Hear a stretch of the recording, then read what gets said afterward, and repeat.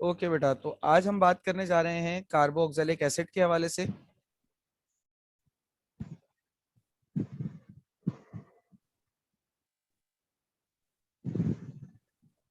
अच्छा जी, carboxylic acid क्या है? हमारे पास ऐसे ऑर्गेनिक कंपाउंड्स जिनका फॉर्मूला होता है R C double bond with O and O H. ठीक है, ये हमारे पास कार्बोक्सिलिक एसिड्स का जनरल फॉर्मूला होता है। अच्छा, इसमें मैं एक एमसीक्यू की बात आपको यहीं बताता चलूं। देखो, कार्बोक्सिलिक एसिड का जो पहला मेंबर होता है वो फॉर्मिक एसिड होता है और उसका फॉर्मूला होता है H C double bond with O and O H. ठीक है, ये फॉर्मिक एसिड होता है, कार्बोक्सिलिक एसिड फैमिली का पहला मेंबर। इसके बाद फिर एसिटिक एसिड होता है, प्रोपायोनिक एसिड, ब्यूटायरिक एसिड, इस तरीके से चलता है, सो ऑन। तो अगर मैं फॉर्मिक एसिड की बात करूं और मैं बाकी कार्बोक्सिलिक एसिड्स की बात करूं, तो इनमें एक छोटा सा और बड़ा बेसिक बुनियादी सा फर्क होता है जो आपको मेरे हिसाब से याद भी रखना चाहिए। फॉर्मिक एसिड में कार्बोनाइल कार्बन आपके पास +2 वैलेंसी का होता है, और बाकी जितने कार्बोक्सिलिक एसिड होते हैं उसमें कार्बोनाइल कार्बन आपके पास +3 वैलेंसी का होता है, यानी कि उसके ऊपर चार्ज +3 होता है। ये याद रखिएगा। ठीक है, अगर इस कार्बोनाइल की हाइब्रिडाइजेशन कोई आपसे पूछे तो ये sp2 हाइब्रिडाइजेशन होती है, और ये हाइब्रिडाइजेशन भी sp2 ही होती है। बट फर्क क्या होता है कि ये यहाँ पे +3 चार्ज पर होता है और ये यहाँ पर +2 चार्ज पर होता है फॉर्मिक एसिड। और मैं यहाँ पे लिख देता हूँ रिमेनिंग जो हमारे पास कार्बोक्सिलिक एसिड्स हैं, रिमेनिंग कार्बोक्सिलिक एसिड्स। ठीक है जी, तो इसको याद रखिएगा। कोई सवाल इसमें?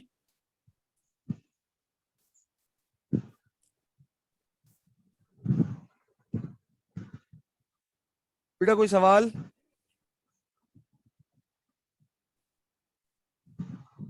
No sir. सर +2 क्यों होती है? +2 क्यों होती है, ये आपने अच्छा सवाल पूछ लिया। शायद मैंने इसका जवाब नहीं दिया, मैं भी बता देता हूँ। कुछ डेरिवेटिव्स की हेडिंग डाल देता हूँ फिर बताता हूँ। बेटा, कार्बन में OH कंप्लीटली नेगेटिव होता है और H जो है वो यहाँ पे +1 होता है, जबकि बाकी जो कार्बोक्सिलिक एसिड्स होते हैं उसमें ये जो अल्काइल ग्रुप होता है इसके ऊपर वैलेंसी 0 होती है, मतलब इसके ऊपर चार्ज 0 होता है, और OH आपके पास अगेन नेगेटिव होता है, और ऑक्सीजन यहाँ पर -2 होता है। इधर भी ऑक्सीजन -2 ही होता है, तो टोटल -3 है।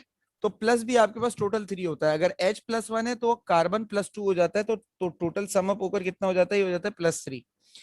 यहाँ पर भी क्या है, यहाँ पर भी देखो -2 ऑक्सीजन है, -1 जो है वो OH है, इनको प्लस करेंगे तो -3 बन जाता है। अब चूंकि अल्काइल यहाँ 0 हो गया तो प्लस सारा का सारा कहाँ से बराबर हो रहा होगा? कार्बोनाइल से बराबर हो रहा होगा। उसे क्या होना चाहिए फिर? +3 होना चाहिए। क्लियर हुई बात? जी समझ गई।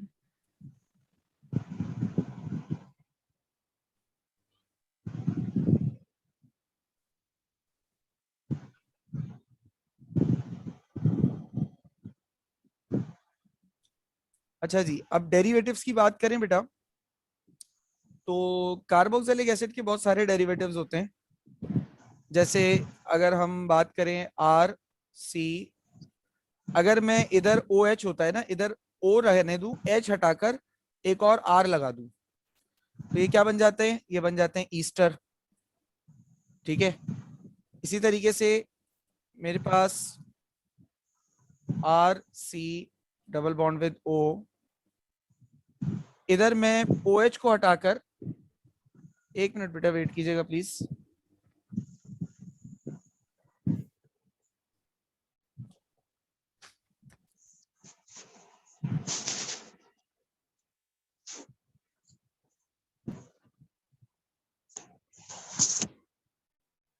अच्छा जी, तो ये अगर मैं यहाँ से ये पूरा OH ग्रुप हटाकर, जो याद रहे कार्बोक्सिलिक एसिड में हमारे पास R C double bond with O and ये OH होता है। ठीक है, अगर मैं इस पूरे OH को हटाकर यहाँ पे X लगा दूं तो ये क्या बन जाता है? ये बन जाता है बेटा मेरे पास एसाइल हैलाइड।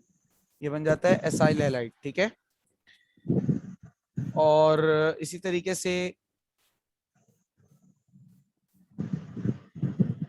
अगर मैं यहाँ पर R C double bond with O यहाँ पर O रहेगा, ठीक है, और H को हटाकर मैं इस जैसा ही एक और यूनिट लगा दूं, यानी कि C के साथ इसको जोड़ दूं, double bond with O and R, ठीक है, इस तरह का ग्रुप बना दूं, तो ये क्या कहलाता है, ये कहलाता है एनहाइड्राइड ऑफ एसिड, यानी कि इसी एसिड का, कार्बोक्सिलिक एसिड का एनहाइड्राइड बन जाता है। एनहाइड्राइड, हाइड्राइड का मतलब है एच, एच यहां से आपने हटा दिया, ठीक है, हाइड्राइड आइन यहां से हटा दिया, तो उसकी जगह पर आपने सी डबल बॉन्ड पे ओ एंड आर लगा दिया, सी ओ आर ग्रुप लगा दिया। तो ये हमारे पास कुछ डेरिवेटिव्स हैं। अच्छा, एक डेरिवेटिव मैं भूल गया इसका, और बहुत एक तरीके से इंपॉर्टेंट भी है वो इसका derivative, R C double bond with O, अगर मैं ओ एच की जगह पर ओ एच को हटाकर NH2 लगा दूं, तो ये क्या बन जाता है, ये बन जाता है बेटा अमाइड, ठीक है, ये क्या बन जाता है, ये बन जाता है अमाइड। Is that clear? जी सर।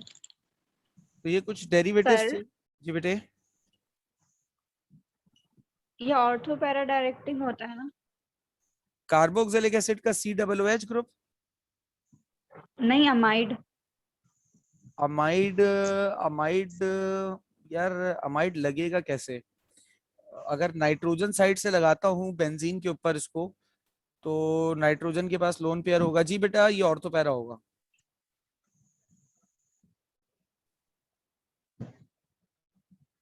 ठीक है, ओके सर। अच्छा, अब मैं कार्बोक्सिलिक एसिड के हवाले से मजीद कुछ आपसे बात कर रहा हूँ, जिसमें आ जाती है हमारे पास एसिडिक नेचर।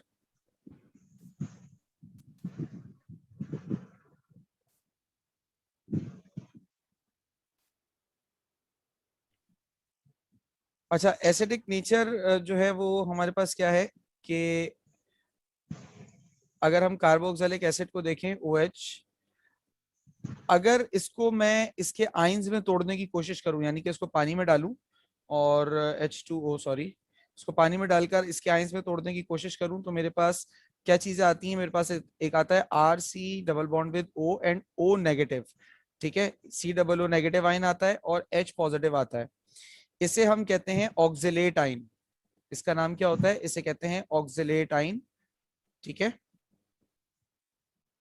और अच्छा, इसमें ना रेजोनेंस का मामला रहता है, यानी कि ये डबल बॉन्ड वापस ऑक्सीजन अपनी तरफ पुल करके नेगेटिव शक्ल में भी आ जाता है, यानी मैं अगर आपको इसको इस तरीके से दिखा दूं, ये जो कार्बोनाइल कार्बन है, ये अपने डबल बॉन्ड को पुल करके अपने इसके कार्बन के इलेक्ट्रॉन्स को अपनी तरफ, मतलब अपने इलेक्ट्रॉन को वापस खींच भी लेता है, कार्बन फिर डबल बॉन्ड यहाँ वाले ऑक्सीजन एटम से क्रिएट कर लेता है। तो ये रेजोनेंस का मामला रहता है, यानी कि कभी डबल बॉन्ड इस वाले कार्बन पे होता है, कभी डबल बॉन्ड इस वाले कार्बन पे होता है, किसी एक कार्बन पे ये फिक्स नहीं रहता जब ये आयन होता है। यहाँ पर एक चीज याद रखिएगा, जो इलेक्ट्रॉन विड्रॉइंग ग्रुप होते हैं, EWG का मतलब है इलेक्ट्रॉन विड्रॉइंग ग्रुप, मैं यहाँ लिख देता हूँ, electron withdrawing group,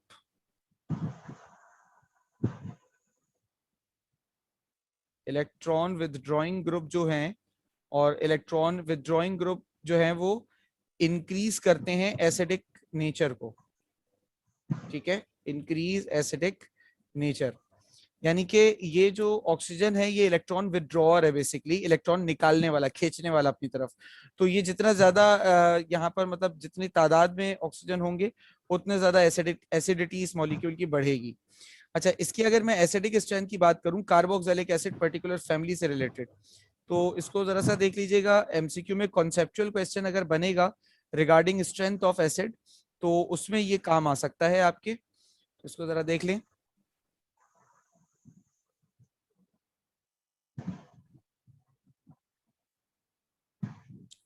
acidic strength, इसमें फॉर्मिक एसिड जो होता है,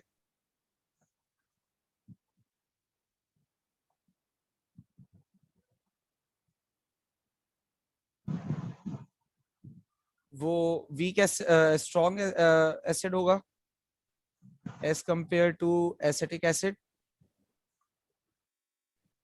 और C2H5 C double bond with OH, ये उससे भी जरा वीक हो जाएगा।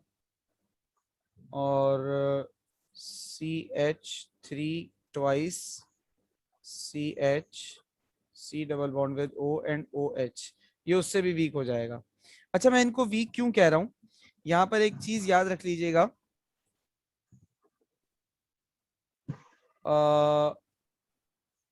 High number of carbon chain, जितने ज्यादा कार्बन चेन बड़ी होगी, ठीक है ना, the more will be electron donating group. EDG का मतलब क्या है, इलेक्ट्रॉन डोनेटिंग ग्रुप, ठीक है। अब यहाँ पे इलेक्ट्रॉन डोनेटिंग और इलेक्ट्रॉन विदड्रॉइंग से क्या मुराद है, जरा सा समझिएगा। देखें, according to Lewis concept, Lewis acid कौन होता है, लिविस एसिड होता है इलेक्ट्रॉन पेयर एक्सेप्टर, ठीक है। और लिविस बेस कौन होती है, इलेक्ट्रॉन पेयर डोनर। अब मुझे एक बात बताएं, अगर मैं बोलूं कि किसी चीज की बेसिसिटी यानी बेसिक स्ट्रेंथ ज्यादा है, तो ऑटोमेटिकली उसकी एसिडिक स्ट्रेंथ कम होगी।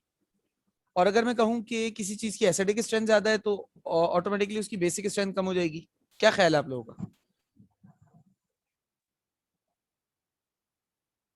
क्या कहते हैं?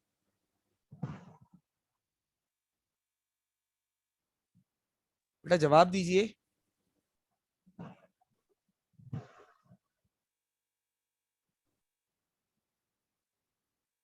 सो गए क्या? जी सर। मेरी बात समझ में आ रही है? जी जी। बेटा अगर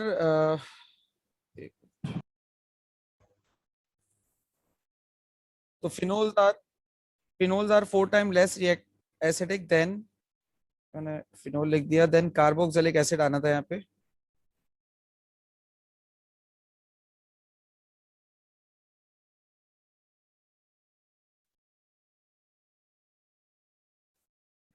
then carboxylic acid, that is why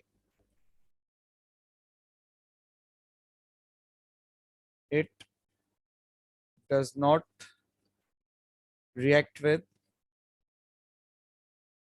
week base. तो वीक बेस के साथ ये इसीलिए रिएक्ट नहीं करता। अच्छा सर, हमने कहीं पढ़ा था कि कार्बोक्सिलिक एसिड वीक एसिड होता है। अब आज जो आप बता रहे हैं, तो उसके एतबार से तो ये लग रहा है कि कार्बोक्सिलिक एसिड एक स्ट्रॉन्ग एसिड है। ये क्या मसला है सर? बेटा कार्बोक्सिलिक एसिड को अगर HCl से कंपेयर करोगे तो ऑब्वियसली वो वीक है। अब कार्बोक्सिलिक एसिड को आप H2SO4 से कंपेयर करोगे तो ऑब्वियसली वो वीक है। लेकिन अगर उसी कार्बोक्सिलिक एसिड को आप एक बहुत ही वीक एसिड यानी फिनोल से कंसीडर करोगे, तो वो ज्यादा एसिडिक है। ठीक है, फर्क वाज़ेह है? जी सर। जी सर। चलिए, अब बात करते हैं प्रिपरेशन के हवाले से। कार्बोक्सिलिक एसिड की प्रिपरेशन करके देखते हैं।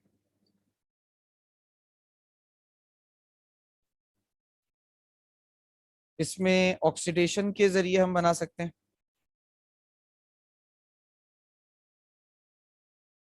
ऑक्सीडेशन ऑफ एल्कोहल, अगर हम एल्कोहल की ऑक्सीडेशन कराएं, ये बात हम सब जानते हैं, ये एक की रिएक्शन है, और ये तो मैंने काफी बार आपसे इसका जिक्र किया हुआ है कि जब भी कभी एल्कोहल की ऑक्सीडेशन होती है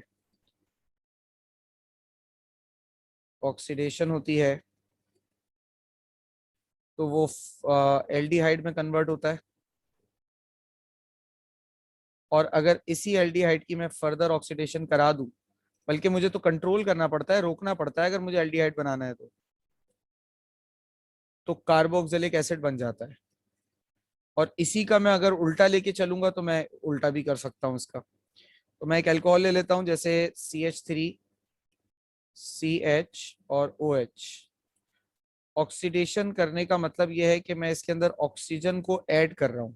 ठीक है, यहाँ पर एसिडिफाइड K2Cr2O7 से इसका रिएक्शन हुआ, तो ये हमारे पास बन जाता है CH3C double bond with O, और ये वाला इधर तो OH लगा हुआ ही है, तो ये OH वैसे ही रहता है, हमारे पास एसिटिक एसिड बन जाता है। ठीक है, इसी तरीके से दूसरे नंबर पे हमारे पास आता है ऑक्सीडेशन ऑफ एल्डिहाइड्स। अब यहाँ पे मैं सबको सेपरेट करके एक एक अलग अलग करके बता रहा हूँ, जबकि इनको मैं एक साथ मिलाकर एक ही रिएक्शन भी रख सकता हूँ। ये हो गया ऑक्सीडेशन ऑफ एल्डिहाइड्स। अगर एल्डिहाइड्स की ऑक्सीडेशन करा ली जाए, CH3C double bond with ONH, ये मैंने एसिड एल्डिहाइड ले लिया और इसकी मैं ऑक्सीडेशन करा रहा हूँ। इसको हम ऐसे भी लिखते हैं, दोनों तरह से लिख सकते हैं, ऐसे भी जैसे मैंने ऊपर लिखा है और जैसे मैं भी यहाँ लिख रहा हूँ, दोनों तरीकों से इसको लिखा जा सकता है। तो ये हमारे पास हो गया CH3C double bond with O, वैसे ही रहता है, सिर्फ इस H के साथ एक O लग जाता है, तो ये हमारे पास क्या बन गया, अगेन हमारे पास ये कार्बोक्सिलिक एसिड यानी कि एसिटिक एसिड बन गया एक। नंबर थर्ड पर आ जाइए। अगर हम कीटोन्स की ऑक्सीडेशन करें,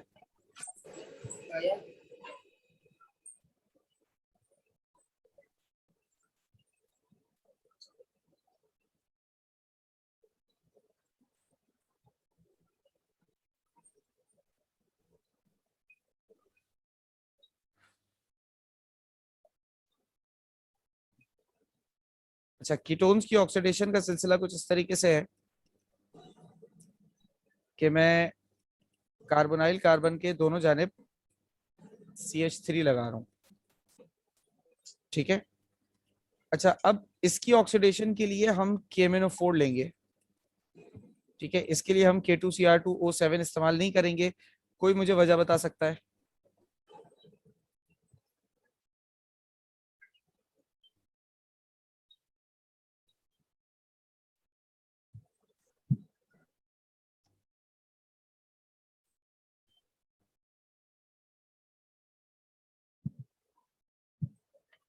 कोई वजह बता सकता है बेटा इस बात की?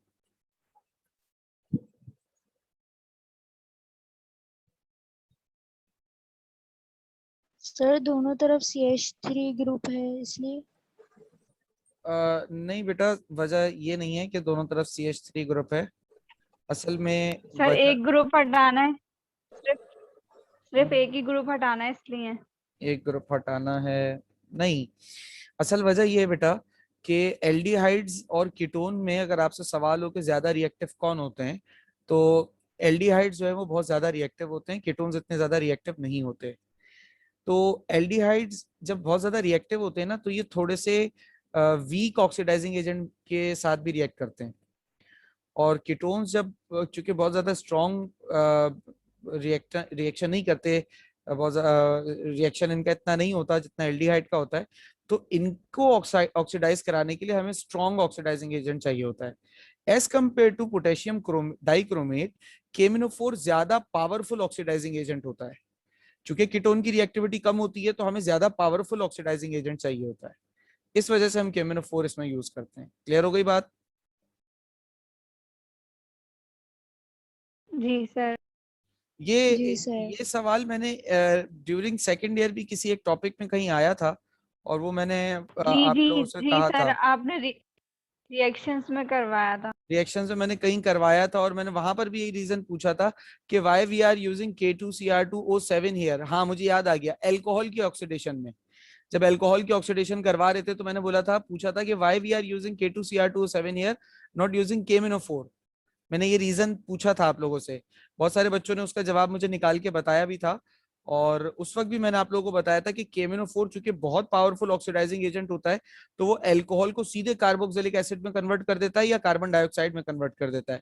इसलिए हम थोड़ा कम पावरफुल एजेंट यूज करते हैं, दैट इज पोटेशियम डाइक्रोमेट। तो वही रीजन यहाँ पर भी अप्लाई उसी तरह का हो रहा है, बस सिर्फ फैमिली बदल गई है तो बात करने का तरीकेकार थोड़ा सा बदल गया है।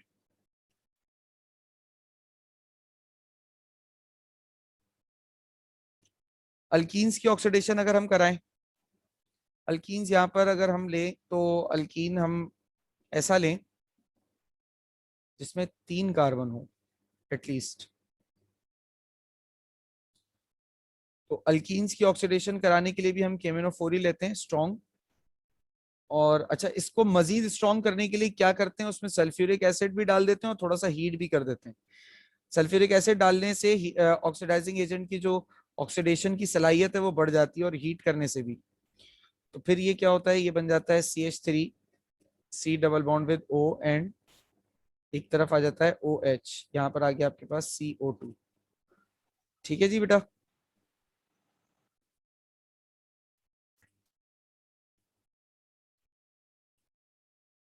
अल्कीन्स की ऑक्सीडेशन कराकर हम इथाइलिन ग्लाइकॉल भी बनाते थे, याद है? सेकेंड ईयर का रिएक्शन एंटी फ्रीज बनता था, किसी को याद है? जी सर। जी सर। तो सर यहाँ पर क्यों नहीं बन रहा इथाइलिन ग्लाइकॉल, वजह बताएगा कोई? यहाँ पे हम कार्बोक्सिलिक एसिड कैसे हासिल कर रहे हैं? KMnO4 से रिएक्शन करवाया ना आपने। बिल्कुल, because we are using a strong oxidising agent. और जो हमारे कोर्स में सेकेंड ईयर के कोर्स में रिएक्शन है वहां पे K2Cr2O7 इस्तेमाल हुआ है। K2Cr2O7 is a weak oxidising agent as compare to KMnO4। तो वो ऑक्सीडाइज करता है बट मतलब थोड़ा लो हद तक करता है, तो वो ऑक्सीडाइज करके उसे अल्कोहल बना देता है। अब ये बात हम जानते ही हैं, ऊपर भी हमने देखा था कि हम अल्कोहल को ऑक्सीडाइज करके एल्डिहाइड और एल्डिहाइड को ऑक्सीडाइज करके कार्बोक्सिलिक एसिड बना लेते हैं, तो एंड प्रोडक्ट हमारे पास कार्बोक्सिलिक एसिड ही है। अगर हम बहुत ही स्ट्रॉन्ग ऑक्सीडाइजिंग एजेंट इस्तेमाल कर लेंगे तो वो सीधे हमें एंड प्रोडक्ट पे लेके जाएगा, बीच में अल्कोहल या फॉर्मल्डिहाइड पे नहीं रुकेगा। चूंकि हम पोटेशियम डाइक्रोमेट लेते हैं तो वो फिर बीच में अल्कोहल पर रुक जाता है। इथाइलिन ग्लाइकॉल बेसिकली एक अल्कोहल है, उसपे 2 OH ग्रुप लगे हुए होते हैं, याद है? ठीक है जी। जी सर।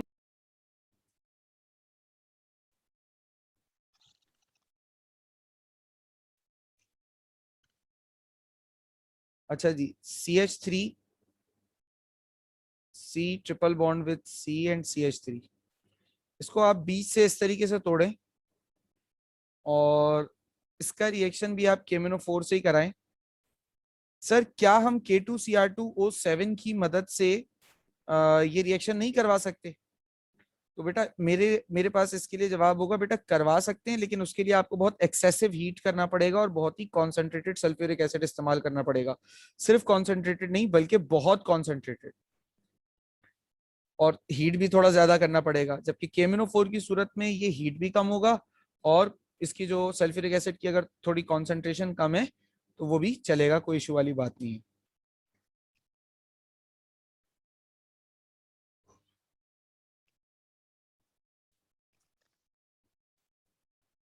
इसी तरीके से हम ग्रेगनार्ड रिएजेंट की मदद से भी कार्बोक्सिलिक एसिड बना सकते हैं, और ये कोर्स में हमारे है ये रिएक्शन, चैप्टर 8 में आया भी होगा ये, यहाँ पे बस रिकॉल हो रहा है तो उसको लिख रहा हूँ।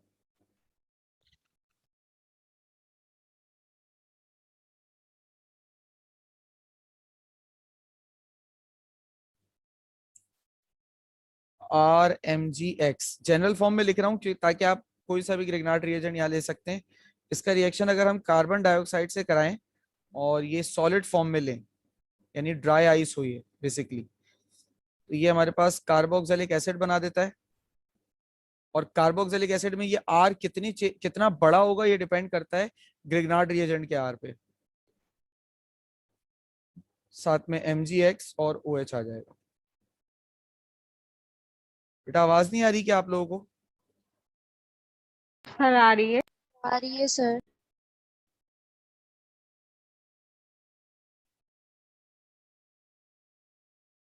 ईमान को मैसेज करके बोलो कि उसके माइक वाइक में कुछ प्रॉब्लम लग रही है मुझे, क्योंकि बाकियों को तो आवाज आ रही है।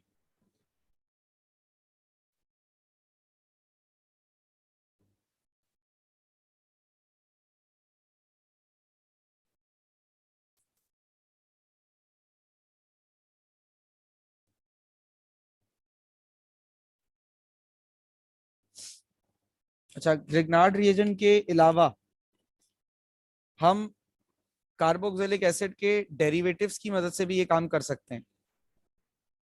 कहते हैं किस तरीके से?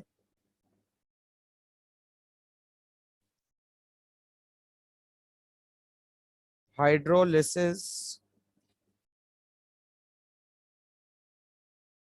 ऑफ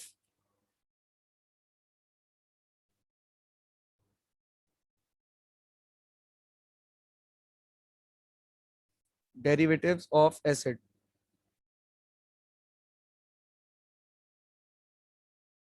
डेरिवेटिव्स ऑफ एसिड की मदद से भी हम ये काम कर सकते हैं। यहाँ पे मैं बताता हूं, अगर फॉर एग्जांपल हम हाइड्रोलिसिस करा दें ईस्टर की,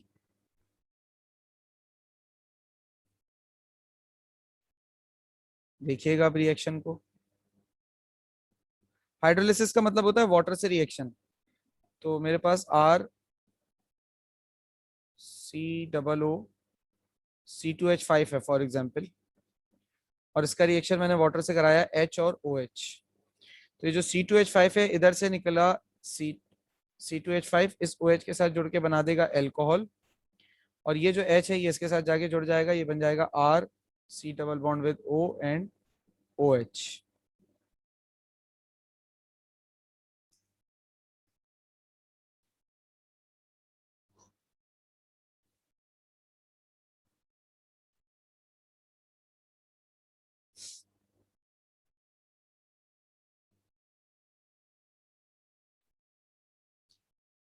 अच्छा जी,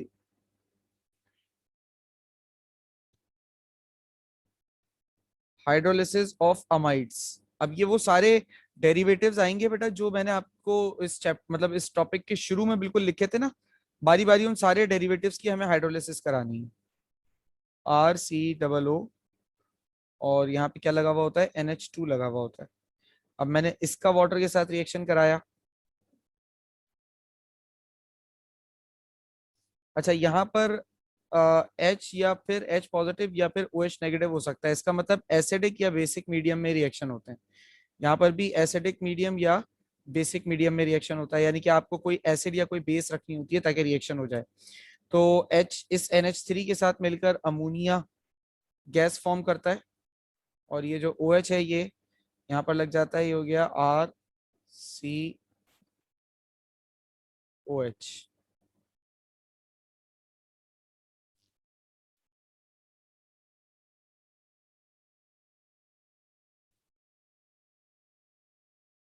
अच्छा जी, hydrolysis of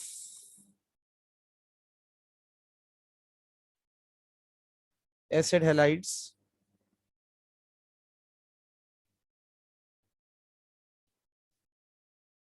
RC double bond with O and Cl। इसका रिएक्शन आपने H और OH के साथ कराया।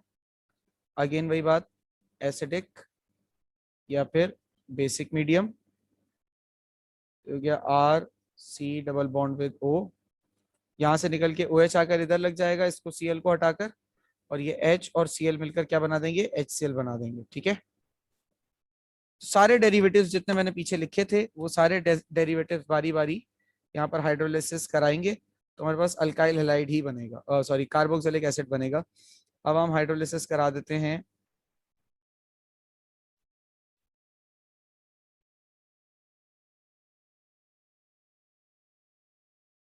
एसिड एनहाइड्राइड की। अगर एसिड एनहाइड्राइड है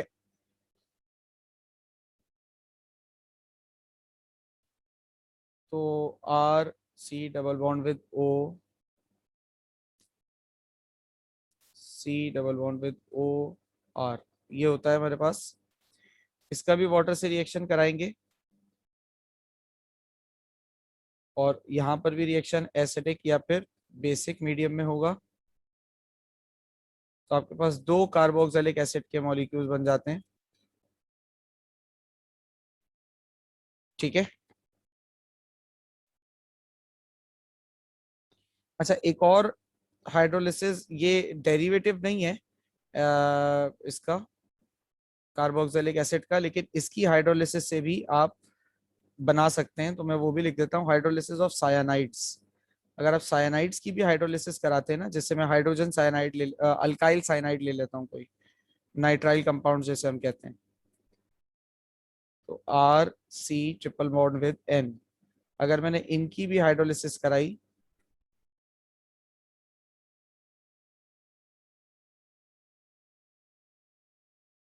तो ये बना देते हैं। अच्छा, ये जब इनकी हाइड्रोलिसिस होती है तो ये वही एसिडिक या बेसिक मीडियम में होंगे। तो ये शुरू में बनता है मेरे पास RC double bond with ONH2।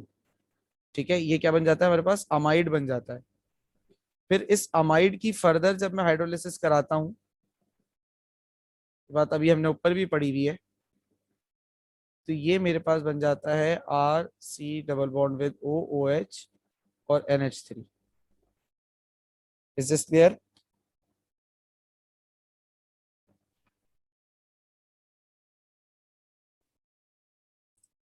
Is this clear बेटा? जी सर। जी सर।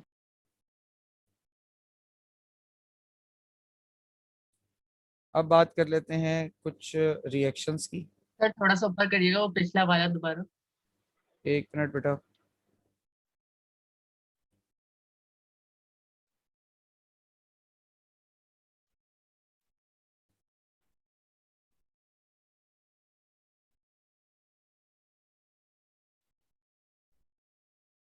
क्या देखना है, कहाँ से देखना है अमर?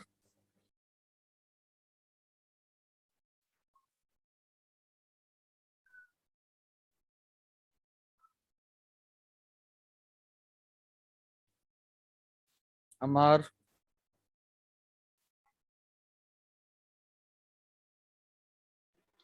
जी सर, वो आखिरी वाला हाइड्रोलिसिस ऑफ साइनाइड्स।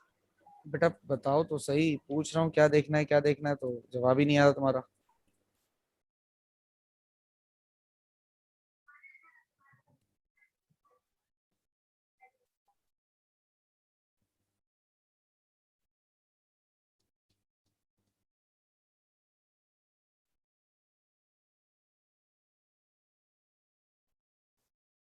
हो गया?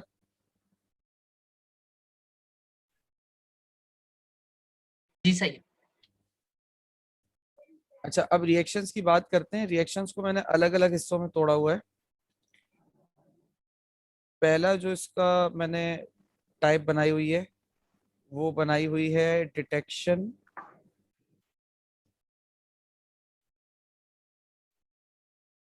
Of acidic hydrogen. जो एसिडिक हाइड्रोजन है,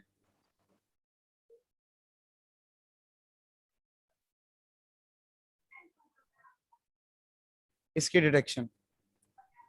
अब इसमें बारी बारी हमारे पास 3 फर्दर पार्ट्स हैं, उसको देखते हुए चलते हैं। सबसे पहले ए पार्ट, अगर इसका रिएक्शन सोडियम मेटल के साथ कराया जाए। अब एसिडिक हाइड्रोजन की डिटेक्शन हो रही है, तो इसका मतलब एसिडिक हाइड्रोजन जो है वो या तो रिप्लेस हो जाएगा किसी चीज से या किसी चीज से रिएक्ट कर जाएगा। जी आ रही है। जी सर, नासिर बोलिए। सर ये एक स्टूडेंट आया है अब्दुल रज़ाक, इस नाम से कोई रजिस्ट्रेशन नहीं है। तो बेटा अगर आप अब्दुल रज़ाक मेरी आवाज़ सुन रहे हैं तो आप मुझे काइंडली कंफर्म कर दें। मैंने मैसेज भी किया है आपको कि अब्दुल रज़ाक हो सकता है किसी स्टूडेंट के वालिद का नाम हो, इसलिए मैं सोडियम मेटल के साथ रिएक्शन हो रहा है बेटा। अच्छा, सोडियम मेटल के साथ रिएक्शन का मतलब ये है कि जैसा मैंने कहा डिटेक्शन ऑफ एसिडिक हाइड्रोजन। हम जानते हैं आर्हीनियस की थ्योरी कहती है एसिड वो चीज है जो H पॉजिटिव आयन देगा। ठीक है, तो अब एसिड हाइड्रोजन की डिटेक्शन का मतलब ये है कि या तो वो एसिडिक हाइड्रोजन किसी चीज के साथ रिएक्ट करेगी, या फिर वो एसिडिक हाइड्रोजन सिर्फ सेपरेट होकर अलग हमें हाइड्रोजन की सूरत में मिलेगी। वेल सी यहाँ पर क्या हो सकता है, RCOOH। अगर इसका रिएक्शन मैंने सिर्फ सोडियम मेटल के साथ कराया, तो सोडियम मेटल ने क्या करना है, इधर से हाइड्रोजन को रिप्लेस करके खुद इसके साथ अटैच होना है। ठीक है, यह क्या बन गया, सोडियम एसीटेट। इस कंपाउंड का क्या नाम है, ये बन जाता है सोडियम एसीटेट। तो तब होगा जब यहाँ पर एक ही कार्बन हो, तो उसको हम कह सकते हैं सोडियम कार्बोक्सिलिक एसिड। बल्कि कार्बोक्सिलिक एसिड लिखने से बेहतर है कार्बोक्सिलेट लिख देते हैं।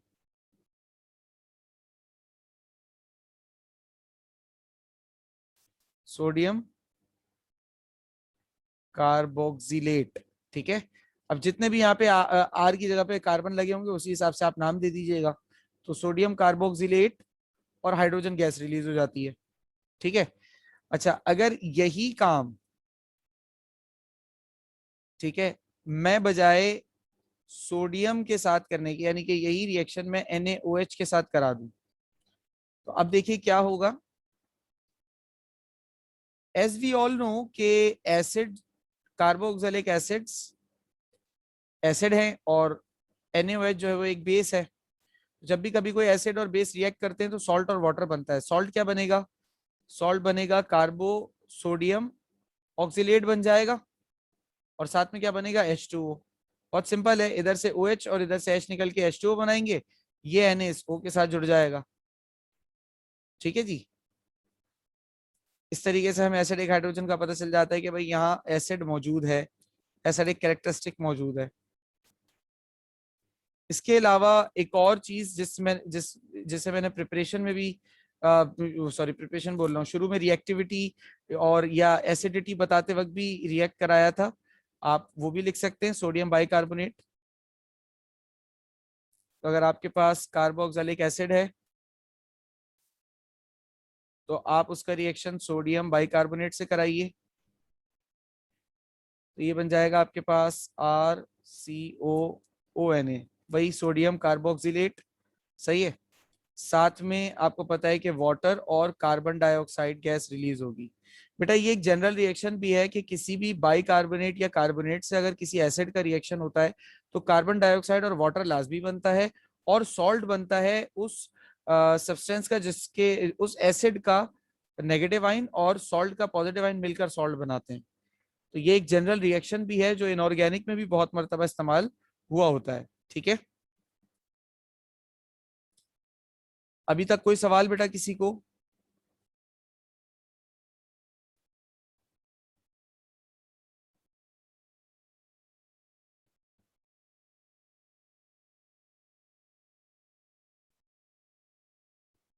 बेटा कोई सवाल अभी तक किसी को?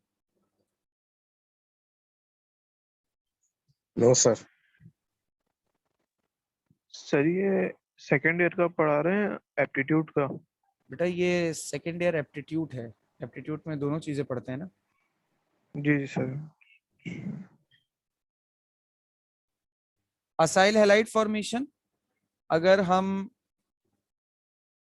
PCl3 से रिएक्शन कराएं तो असाइल हैलाइड्स फॉर्म हो जाएंगे, डेरिवेटिव ऑफ कार्बोक्सिलिक एसिड्स। देखिए कैसे, RCOOH PCl3। अच्छा, इस तरह का एक रिएक्शन आपके कोर्स में भी कहीं आया था, किसी को याद है कि कहाँ आया था? एग्जैक्टली ये नहीं था, थोड़ा सा अलग था, लेकिन कहीं आया था।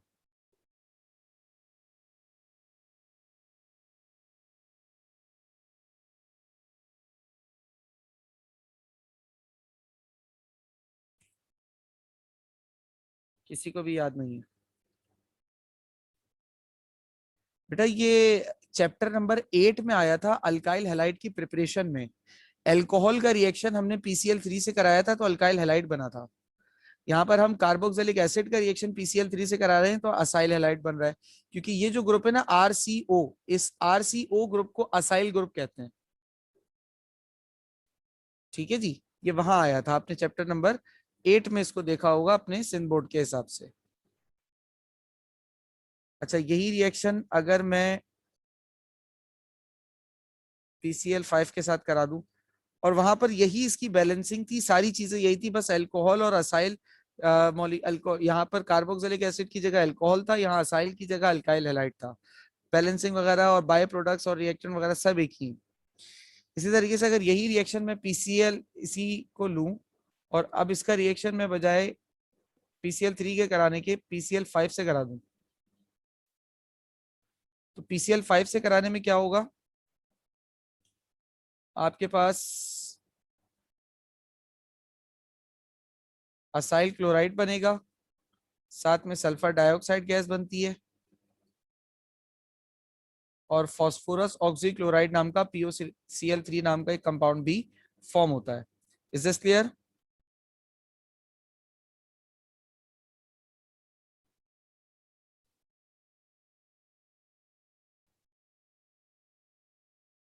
Is this clear? जी sir. Yes sir.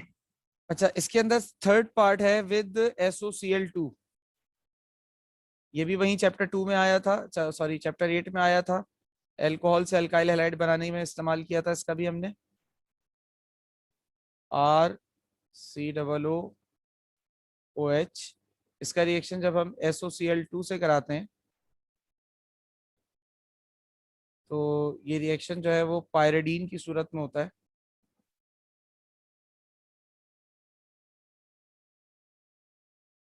RCOCl plus HCl और SO2 ये हमारे पास है, ठीक है, विद पायरिडीन। और यहाँ पर होता क्या है बेसिकली, यहाँ मैं बता दूं, ऐसा एसाइल हैलाइड फॉर्मेशन में जितने भी रिएजेंट्स हैं, इन रिएजेंट्स का काम क्या होता है? They replace OH negative ion by Cl और X। मतलब हेलोजन कोई और भी तो हो सकता है ना, तो मैंने Cl और X लिख दिया है क्योंकि सारी एग्जांपल मैंने Cl वाली इस्तेमाल की, तो इसलिए मैंने Cl भी लिख दिया, अलग से मेंशन कर दिया। ठीक है जी।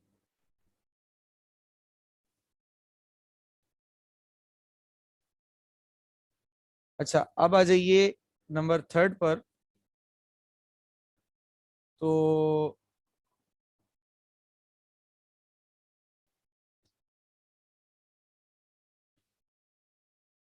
यहां पर मैं कर देता हूं अमाइड एंड नाइट्राइल फॉर्मेशन। अभी जो हम प्रिपरेशन ऊपर कर कर आ रहे हैं ना, उसी रिएक्शन को उल्टा लेकर चलोगे तो रिएक्शन बन जाएगा ये। अभी मैं बताता हूं, देखो।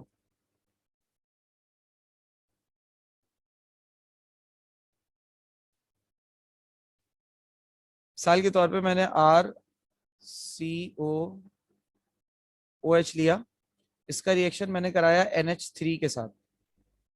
जब मैंने NH3 के साथ रिएक्शन कराया तो ये क्या बन गया मेरे पास?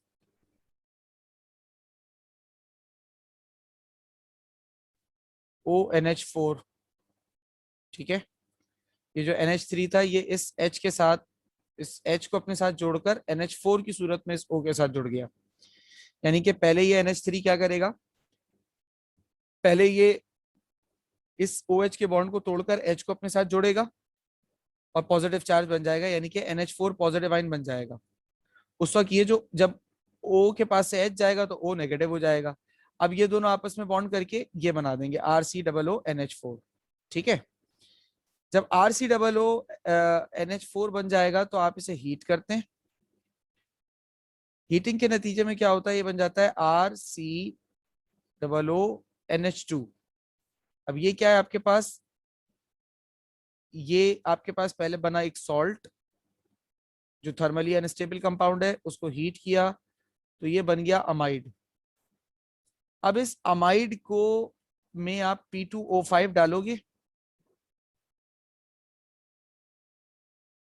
तो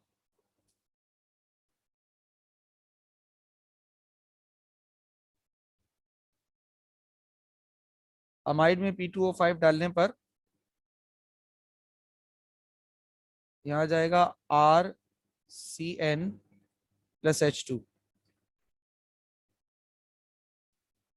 जो हमारी प्रिपरेशन थी उसमें क्या किया था हमने, RCN लिया था, उसकी हाइड्रोलिसिस कराई थी, अमाइड बनाया था, फिर अमाइड की हाइड्रोलिसिस कराकर हमने कार्बोक्सिलिक एसिड बना लिया था। यहाँ हमने कार्बोक्सिलिक एसिड का रिएक्शन पहले अमोनिया से कराया, ये सॉल्ट बना जो कि थर्मली अनस्टेबल सॉल्ट है, इसको हीट किया, अमाइड बना। अमाइड का रिएक्शन हमने P2O5 से कराया, ये एक ऑक्सीडाइजिंग एजेंट है, इसने RCN बना दिया। तो अमाइड और ये RCN क्या होता है, RCN को हम कहते हैं बेटा नाइट्राइल। ठीक है, अभी थोड़ी देर पहले भी इसका नाम लिया था मैंने।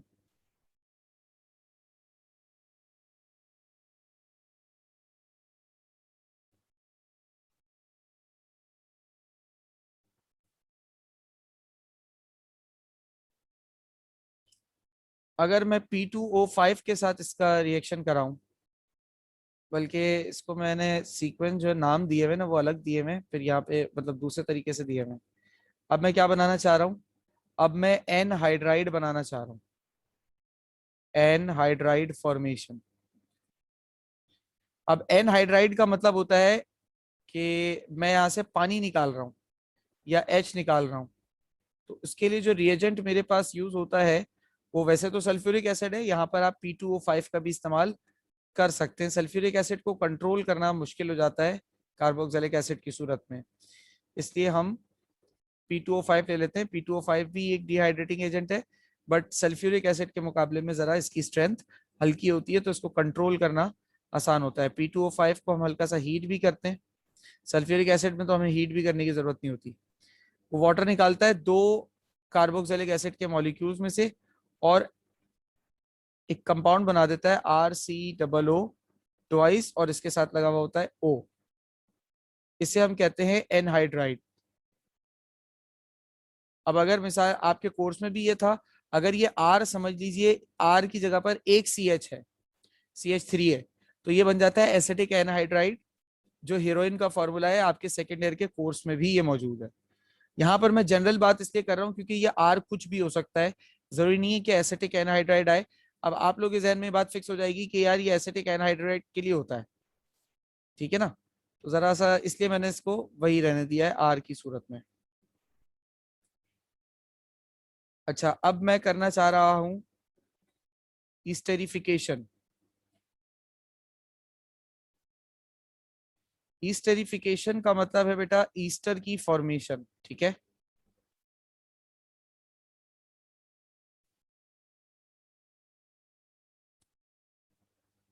तो ईस्टर की फॉर्मेशन के लिए हम कोई भी कार्बोक्सिलिक एसिड लेते हैं और उसका रिएक्शन अल्कोहल से करा देते हैं। नतीजे में क्या होता है कि कार्बोक्सिलिक एसिड में से ये OH निकलता है और इधर से H निकलकर वाटर बनाते हैं ये। अब इधर बचा है C2H5O और इधर ये असाइल ग्रुप है। ये जो C2H5O या R-O है, ये आकर इस असाइल ग्रुप के साथ जब लगता है तो ये ऐसे लग जाता है। ये आपके पास बन गया ईस्टर। ईस्टर के बाद नंबर 6 पर आइए।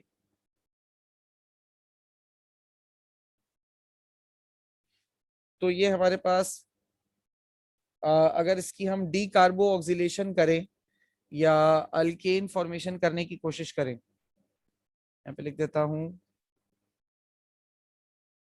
अल्केन फॉर्मेशन या डी कार्बो ऑक्सीलेशन एक ही बात है। दोनों नाम इसलिए लिख रहा हूं ताकि एप्टीट्यूड में अगर दूसरे नाम से भी पूछा जाए तो आपको पता चले। इसे हम कहते हैं डी कार्बो ऑक्सीलेशन रिएक्शन, ठीक है, डी कार्बो ऑक्सीलेशन रिएक्शन। अब देखिए ये किस तरीके से होता है। अगर मेरे पास एक एसिटिक एसिड का मॉलिक्यूल है और उसका रिएक्शन मैं NaOH के साथ करा दूं in the presence of calcium oxide, soda lime, तो ये NaO, ठीक है, Na हमारे पास क्या आ जाता है, एक Na इधर, ठीक है। अब इनिशियली ये पहले स्टेप में कन्वर्ट होता है RCOO-Na यानी कि सोडियम कार्बोक्सिलेट और हाइड्रोजन में। फर्दर ऑन ये रिएक्शन अपना कंटिन्यू करते हैं और ये स्टेबल पोजीशन की तरफ आते हैं, जिसमें ये अल्केन यानी कि RH बना देते हैं। RH अल्केन को रिप्रेजेंट करता है और साथ में Na2CO3 बन जाता है। यानी बेसिकली ये C, ये O और ये Na दो मिलकर, और NaO दो NaO मिलते हैं और CO ये दोनों मिलते हैं, तो ये क्या बन जाता है। तो फिर फाइनली ये होता है कि ये Na2CO3 बना देते हैं और ये H और ये R मिलके अल्केन फॉर्म कर देते हैं। R जो है वो अल्काइल ग्रुप होता है जिसके अंदर एक हाइड्रोजन की कमी होती है और वो उसके पास एक बॉन्ड उस हाइड्रोजन की कमी की वजह से बॉन्ड वैकेंसी क्रिएट हो जाती है, फिर वो किसी के भी साथ जाकर लग जाता है, जो भी फंक्शनल ग्रुप हो या किसी कोई और कार्बन चेन हो, तो अगर H वापस लग जाएगा तो वो अल्केन बन जाएगा। अच्छा, एक और रिएक्शन जो हमारे कोर्स में बहुत ज्यादा हुआ है, दो चीजों का तो हुआ है, मैं बता देता हूँ, वो भी distillation of its calcium salt. अगर हम इसके कैल्शियम सॉल्ट की डिस्टिलेशन कराएं तो अब ये एग्जैक्टली कार्बोक्सिलिक एसिड का रिएक्शन नहीं है, लेकिन इससे कार्बोक्सिलिक एसिड बनता जरूर है। देखिए, मतलब कार्बोक्सिलिक एसिड नहीं बनता, लेकिन उस एल्डिहाइड या कीटोन्स ये चीजें बन जाती हैं।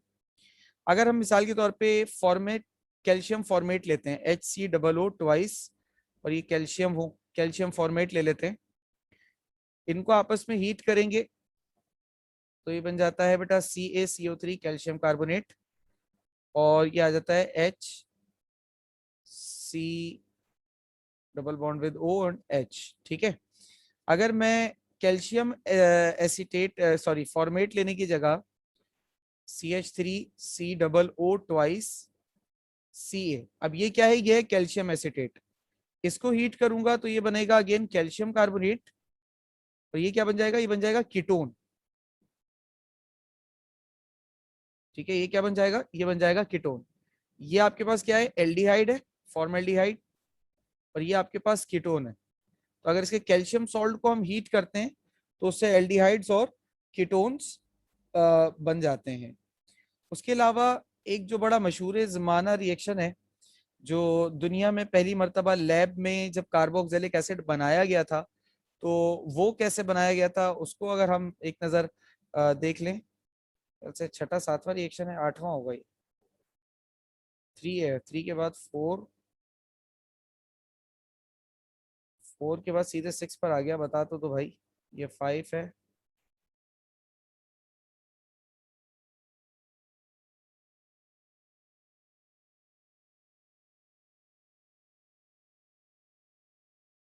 ये 5 है, ये 6 है,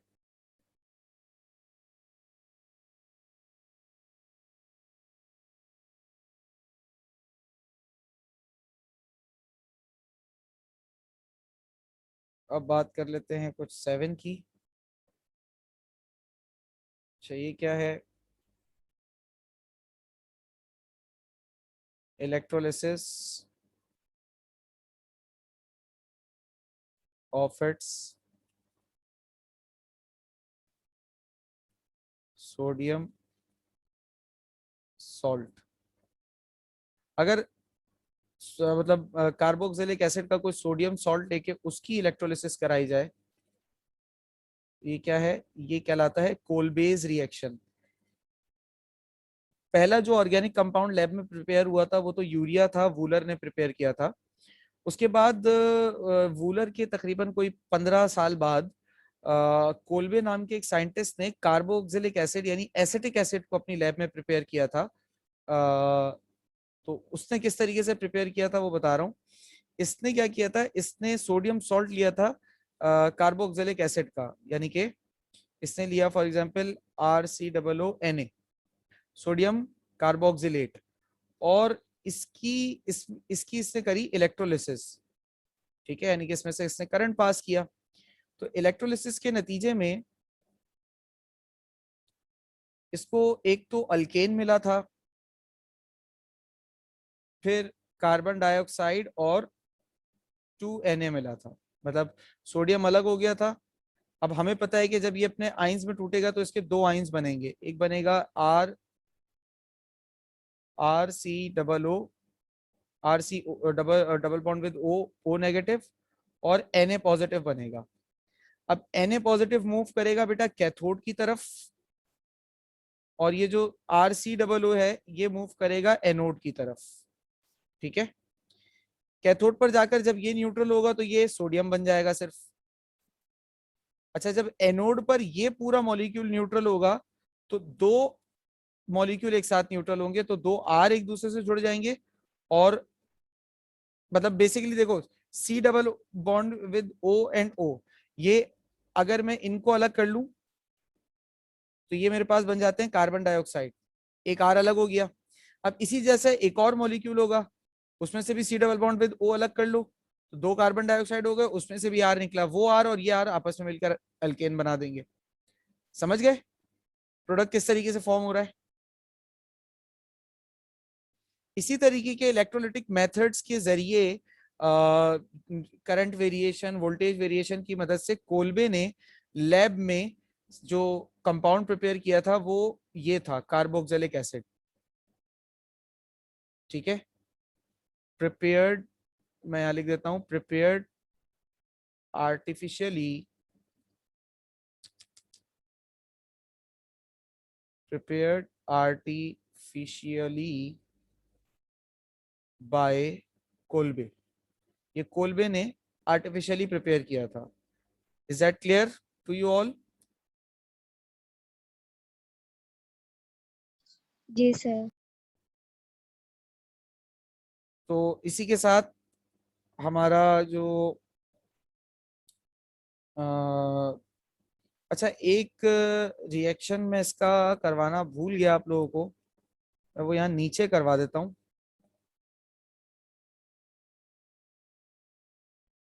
अल्कोहल फॉर्मेशन मुझे याद नहीं रही, अल्कोहल फॉर्मेशन,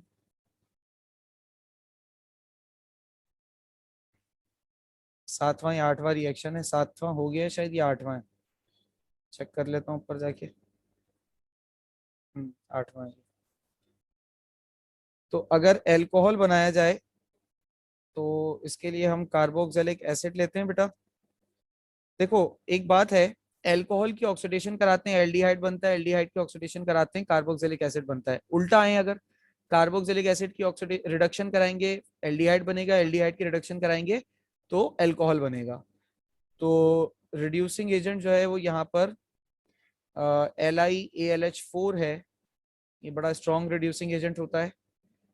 LiAlH4 से इसका रिएक्शन होगा तो हमारे पास ये बन जाएगा 2RCH2OH। तो इस तरीके से अल्कोहल बन जाता है। अब क्लियर है बेटा सारी बात सबको?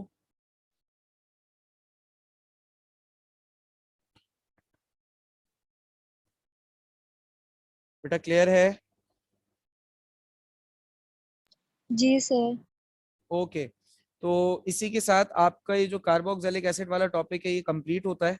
इसके अलावा एल्डिहाइड, कीटोन, ईस्टर ईथर और IUPAC नेमिंग्स की वीडियोस मैं आप लोगों को प्रोवाइड करूंगा, वो देख लीजिएगा। चैप्टर नंबर 9 के साथ साथ आपका पूरा सेकेंड ईयर कंप्लीट हो जाएगा। नेक्स्ट हमारी जो भी क्लास होगी वो इंशाल्लाह फर्स्ट ईयर के कोर्स से होगी, तो आप लोग फर्स्ट ईयर के लिए ज़रा तैयारी पकड़ लीजिए ज़बरदस्त वाली, और कुछ वीडियोस भी भेजता जाऊंगा वो भी देखिए। अब फुली फोकस हो जाइए, समझ लें दिन के 10-12 घंटे आपने एप्टीट्यूड को देने, 2-3 घंटे एक सब्जेक्ट को, 2-3 घंटे एक सब्जेक्ट को, इस तरीके से चलना है आपने। टाइम डिवाइड कीजिए, मैनेज कीजिए और प्रॉपरली चलिए। तो फिर बाकी बात आपसे इंशाल्लाह नेक्स्ट क्लास में करते हैं, तब तक के लिए अल्लाह हाफिज।